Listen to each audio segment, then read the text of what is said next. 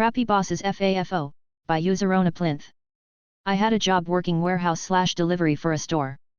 The entire corporate structure was built on treating the people below you like shit, and that was passed down through every level. Managers would just bark orders and bitch you out for any reason they could think of. They paid about 25 cents over minimum wage, and the bosses drove BMWs and Mercedes. The big boss lived in an $8 million house. Our store was the freight hub for 4 others in the little chain, so we got to know the drivers from the other stores well, as they were always coming to load freight or drop stuff off. One day, we're sitting with 2 drivers from another store, and Buddy remarks that he and his partner are working over 60 hours a week.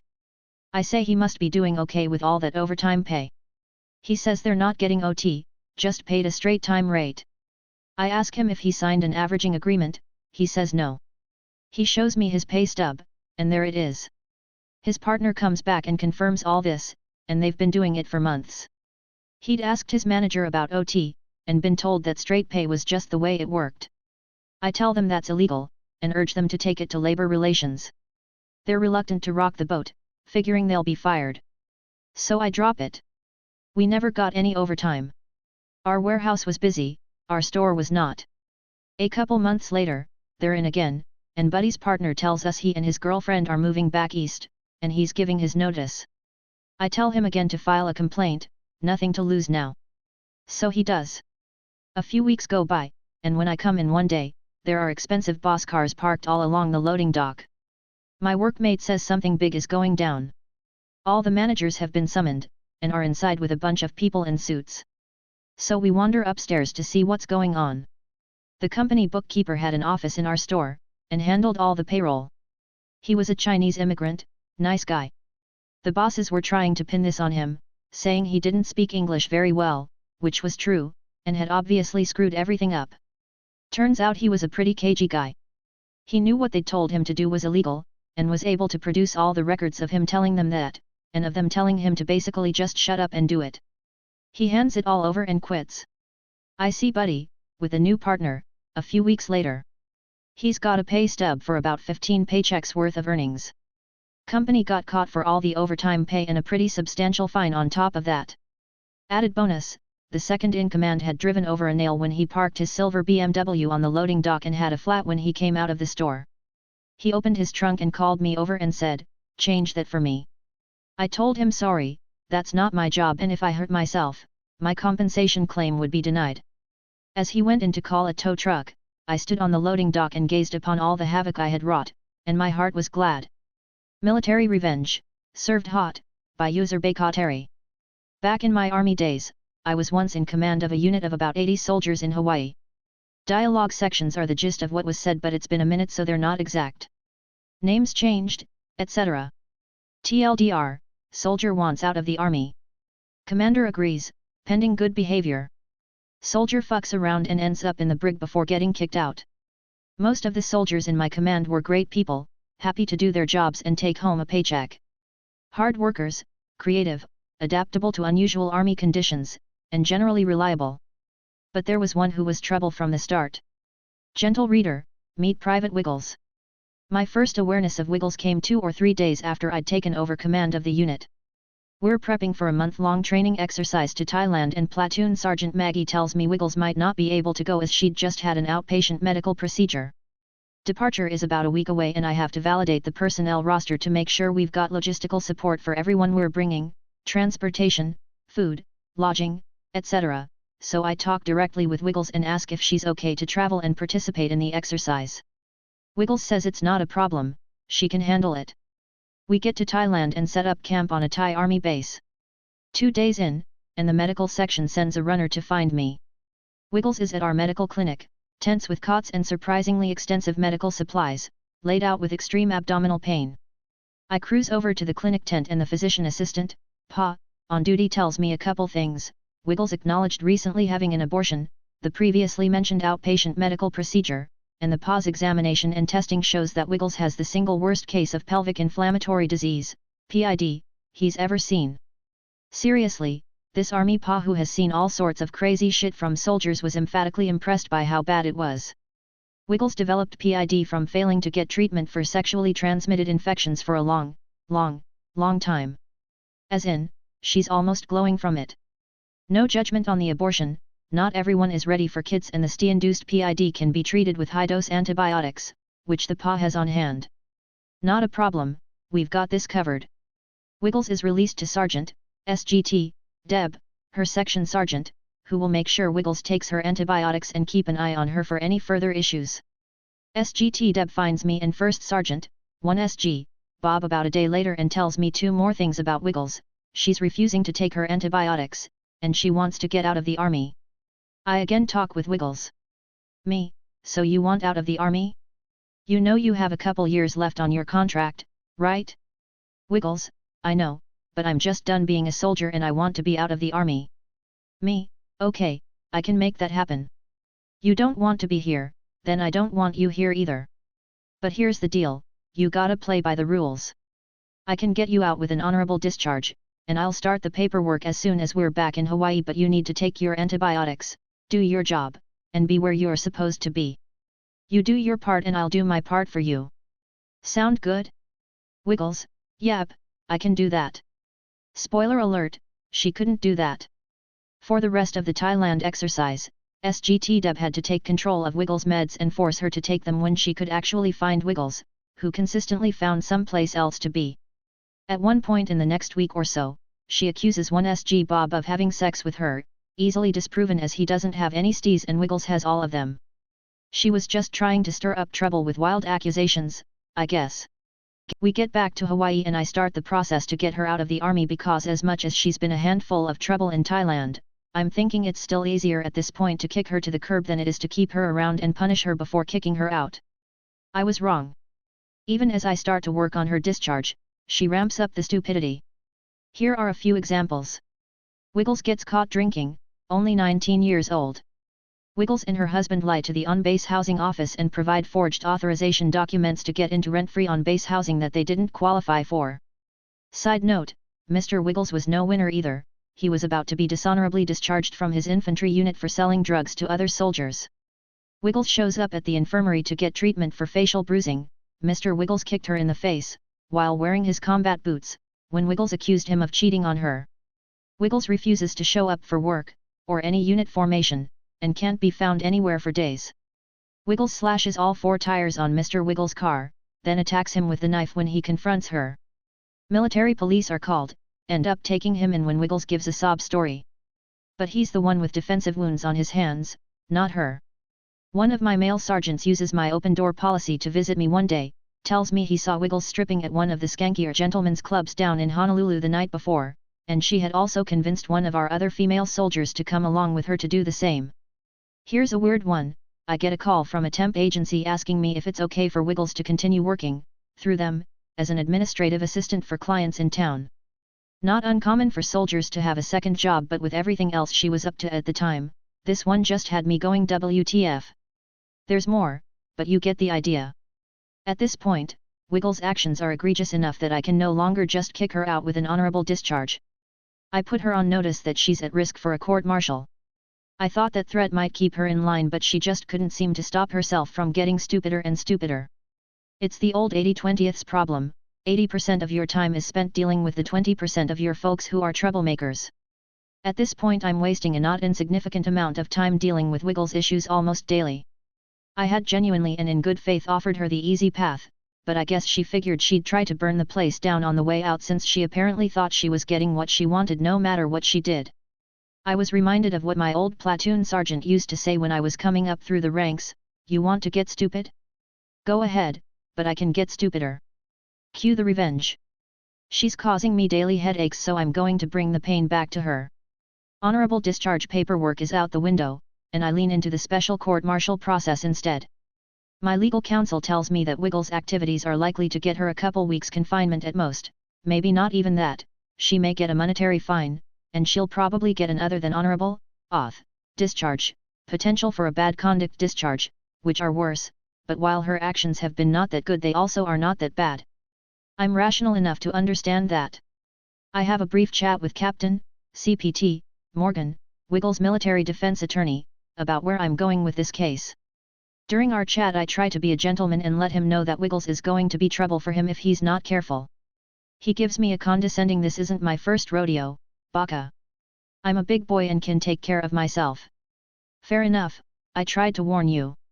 Normally, a soldier getting a special court-martial for piddly shit might get confined to the barracks, restricted to their on-base quarters, or something similar for the duration of the process.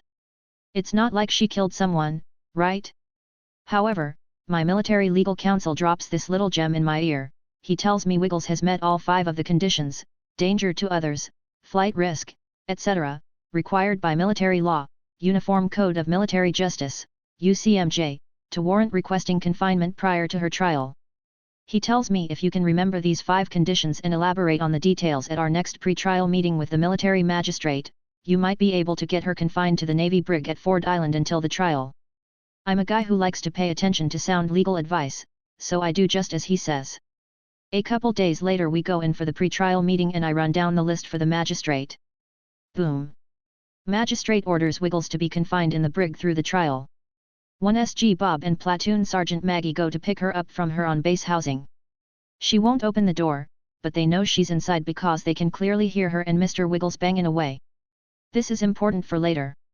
The Wiggles finish up, she takes her time getting showered and dressed, and finally comes to the door when it pleases her.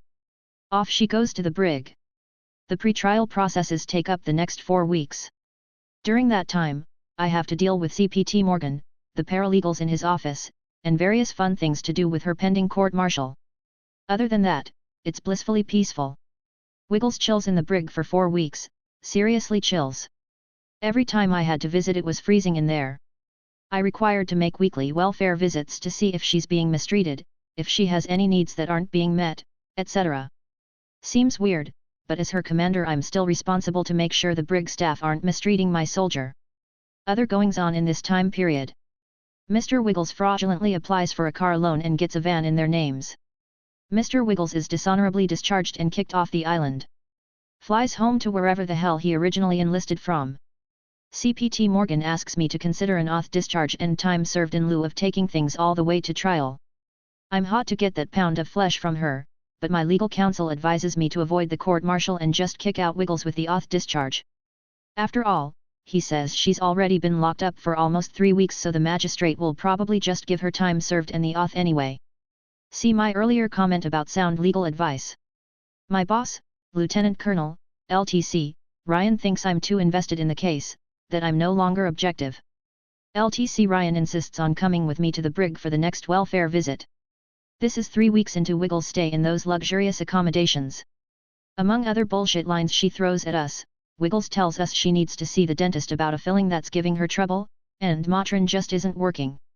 At the end of the visit, LTC Ryan tells the guards about Wiggles' filling, asks if they can give her anything stronger than Motrin, then instructs them to follow up with the dentist.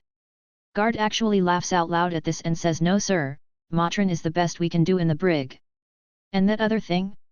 For the last 2 weeks she's been telling anyone with ears that she wants to try getting her wisdom teeth pulled before she's kicked out. She doesn't have a problem with any fillings. It was hilarious to watch LTC Ryan's face go from obvious concern for Wiggles' well-being to outright fury, and the next words out of his mouth were, "That bitch lied to me." I make arrangements with CPT Morgan to accept his request for time served and auth in lieu of court-martial. Sometime later that week I get a call from the brig. Wiggles is pregnant, remember the scene at her house 4 weeks prior, and they can't keep her confined anymore because of it. She has to be released back to her unit until the court-martial, or other actions, are complete. CPT Morgan stakes his reputation on Wiggles being a good girl until we can send her back home to Carolina. He'll come to regret that, and he can't say I didn't warn him. We get Wiggles back from her 4-week all-inclusive stay in the brig. I've accepted Captain Morgan's request to avoid the court-martial and I confine Wiggles to the barracks under supervision for the 9 days she has left until her flight to Carolina. Immediately we have another shit show. Wiggles is smoking in the barracks. Not a big deal that she's smoking, it's just not allowed inside barracks rooms. Wiggles is caught with a bottle of hypnotic liquor in her barracks room. She's still only 19. Wiggles slips out of the barracks and runs off for a day when her platoon sergeant gets distracted from supervising her. 1SG Bob and Lieutenant, LT, Ricky, the executive officer, go to collect Wiggles' belongings from her on-base housing so we can box it up and ship it to her home, and they find that Mr. Wiggles has left behind a bunch of stuff he stole from other soldiers, body armor, military equipment and some ammunition, smoke grenades, and explosives that he stole during trips to the range. All lined up right inside the front door where it's impossible to miss. They call me, asking what to do. Me, just collect it all, return the equipment to the central issue facility and dump the ammo and explosives in the nearest amnesty box. Mr. Wiggles obviously meant for Wiggles to take the fall for having it, husband of the year. If we take that bait, Wiggles will be here forever. I don't want that, do you? LT Ricky, nope, I don't want that either. It'll be like it never happened. In light of all this drama, I bring Wiggles into my office to remind her of her agreement to be a good girl till she leaves the island, with LT Ricky as a witness in the office to protect my ass. Me, Wiggles, you're in violation of your release agreement from the brig. You've been sneaking out of the barracks, you've been smoking and drinking. Wiggles, she cuts me off, yeah, and doing all kind of drugs too. Heavy sarcasm voice. Me, be that as it may, I'm giving you fair warning that you're at risk of losing the deal I made with CPT Morgan. Additionally, you're pregnant again. I'm not sure if you're aware of it, but most damage to a fetus from alcohol and smoking will come in the first few weeks after conception. I don't know if you are planning to keep this one or not, but at the rate you're going, this baby's going to be born dumber than you. Wiggles, gaping like a damn fish, finally picks her jaw up off the floor. Wiggles then bolts from of my office and runs down to LTC Ryan's office at the other end of the building to squeal on me for insulting her, LT Ricky hot on her heels. She tries to rush into LTC Ryan's office, but LT Ricky gets in first and fills him in. LT Ricky tells me later how it went down. Wiggles is yelling about how I called her stupid, strangely vanilla thing to focus on considering everything she's done, but you do you, and that she's being mistreated. LTC Ryan yells at his admin to get CPT Morgan on the phone. Now. He reams CPT Morgan for his client's jackassery, tells him to fucking fix this, and makes various threats to CPT Morgan's career. About a half hour later I get a call from CPT Morgan. CPT Morgan, baka, baka, baka, yes, he did that whole patronizing bullshit. I can't believe the words I'm hearing from Wiggles. I'm shocked, just shocked, that you would use language like that and call her names. Side note, my mom is an attorney, and I grew up with tales from the courthouse about lawyers using exactly this sort of hyperbole. Your Honor, I'm shocked, appalled, and dismayed that opposing counsel would attempt to paint my client in such a light. It's the kind of bullshit they said when they didn't have a good argument. So as soon as I hear the word shocked, I know I own him and immediately cut in.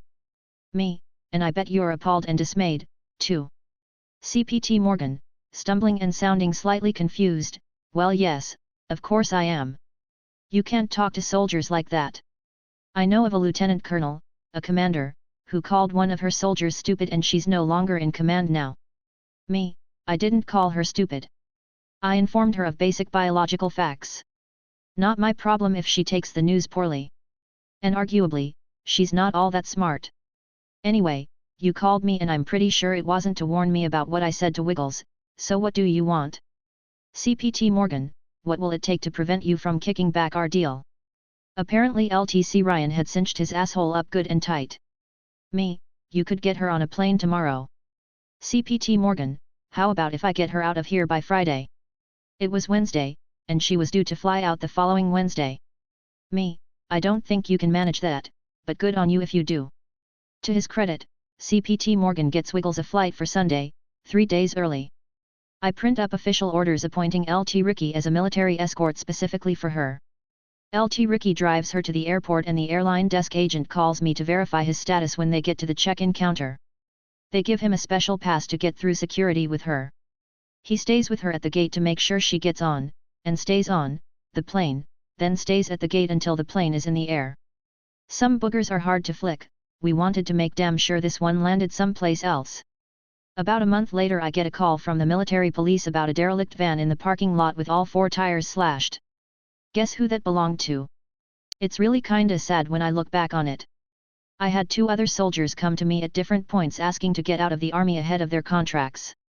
One just didn't want to be in the army anymore, the other did want to stay in the army but had family issues that would be a lot easier to deal with as a civilian. They played by the rules and I got both of them out with honorable discharges and all the benefits. They even qualified for unemployment. Too easy. Wiggles could have had the same treatment. I told her exactly what I could do for her, then had to shift gears and told her exactly what I was going to do to her, then I did it. I could have been her best friend on her way out the door, but instead I ended up owning her and her dumbass defense attorney. She screwed herself out of transition benefits and access to the VA, and picked up a lifelong black mark for employment, all because she couldn't play nice for a few weeks. She decided she wanted to play fuck around games, and we all know what happens next. I'll come back so long as Larry isn't there, by usereditadmindum87. Got permission to share this from my buddy who is a software engineer. Background. To give you some background on my friend Tim, made up name, he has been programming since he was like 7 years old.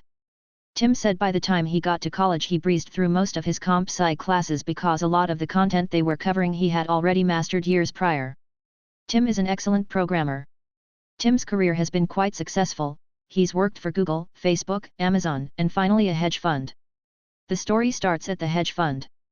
Tim works a lot with AI technology, and at this hedge fund he was the lead programmer manager who spearheaded an effort to optimize their AI that helped them complete literally millions of trades a day.